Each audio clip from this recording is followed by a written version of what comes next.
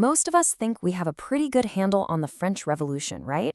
But what if I told you its legacy is so split, so contradictory, that it sparked both the greatest slave revolt in history and gave birth to modern conservatism? It's pretty wild. It was this one single moment that somehow managed to create two completely opposite futures at the very same time. So it all kicks off right here with this one massive world-changing event in 1789, an event that promised to remake everything with just three little words: liberty, equality, fraternity. But here's the thing, that promise landed very, very differently depending on who you were. For some, it was the sound of chains breaking. For others, it sounded like the whole world falling apart. And that brings us to the core puzzle we're going to unpack today.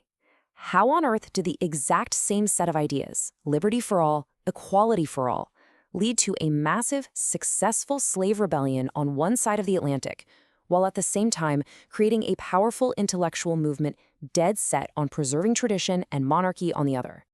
Okay, so to understand this, we have to start with the ideals themselves, because these weren't just nice-sounding words in a book. Oh no, they were like a political spark, just waiting to find something dry enough to catch fire. So what was actually in this revolutionary blueprint? Well, it really boiled down to two incredibly explosive ideas. First, popular sovereignty. This is the idea that power comes from the people, not from some king who says God chose him. And second, legal equality. The notion that your rights as a person shouldn't depend on who your dad was. You put those two together, and bam, you've got the fuel for uprisings just about everywhere. And that revolutionary spark, it didn't just cause a little flicker. In the French colony of Saint-Domingue, what we now call Haiti, it started an absolute raging inferno. Now, just take a second and look at this. The sheer imbalance is staggering. Saint-Domingue was France's most profitable colony. I mean, it was the absolute jewel of its empire. And all that wealth was built on the backs of enslaved Africans who made up a jaw-dropping 90% of the population. This wasn't just a society, it was a powder keg waiting for a match. And let's be clear, this wasn't just inequality. It was a system of almost unimaginable cruelty.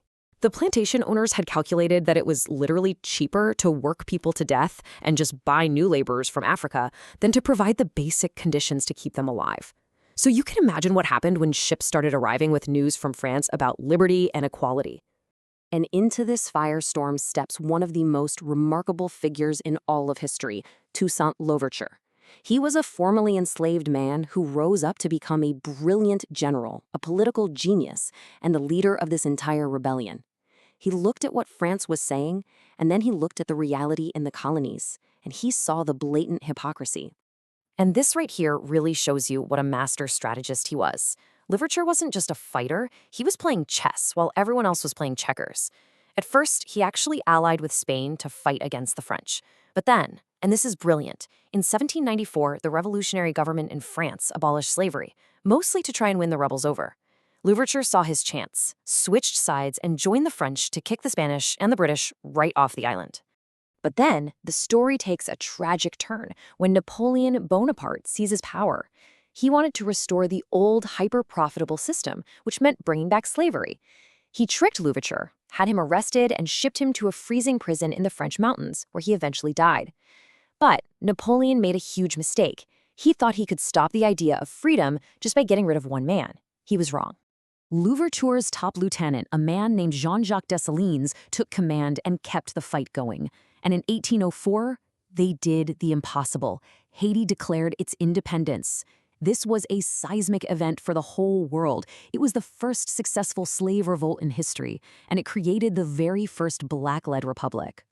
So let's pause, because this is the absolute crux of it all. You have this massive contrast. In the Caribbean, the French Revolution was a literal blueprint for freedom, a promise that was actually fulfilled. But back in Europe, the kings, the aristocrats, the entire ruling class, they saw the exact same events, and they saw a blueprint for complete and utter chaos.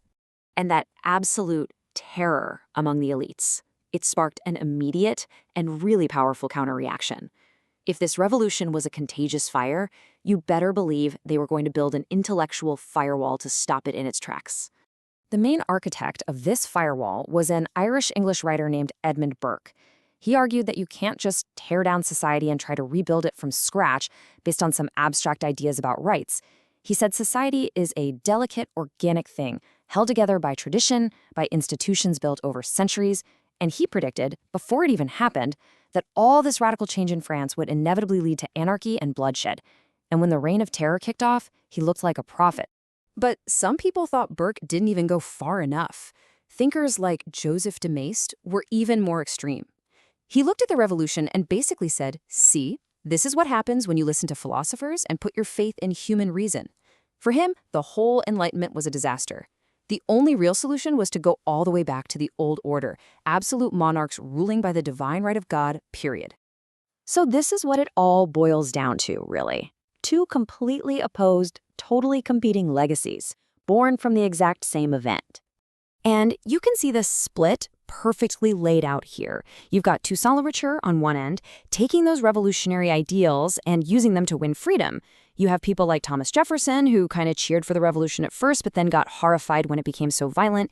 And then all the way on the other side, you have Burke and Maistre, who used the revolution as Exhibit A for why you need to defend tradition and authority at all costs. And that right there is the dual legacy we're talking about. The French Revolution gave the world this powerful new vocabulary of human rights, of liberation, of the people having the power. It's inspired movements for justice for centuries, but at the exact same time, it created a powerful, well-argued defense of tradition, stability, and order. And honestly, those two forces have been clashing ever since. Which leaves us with a final, really big question to think about. Does this history show us that any time there's a push for radical change, it automatically creates an equally powerful backlash? Is that some kind of iron law of history? That for every action, there's an equal and opposite reaction? It's definitely something worth mulling over. Thanks for diving in with me.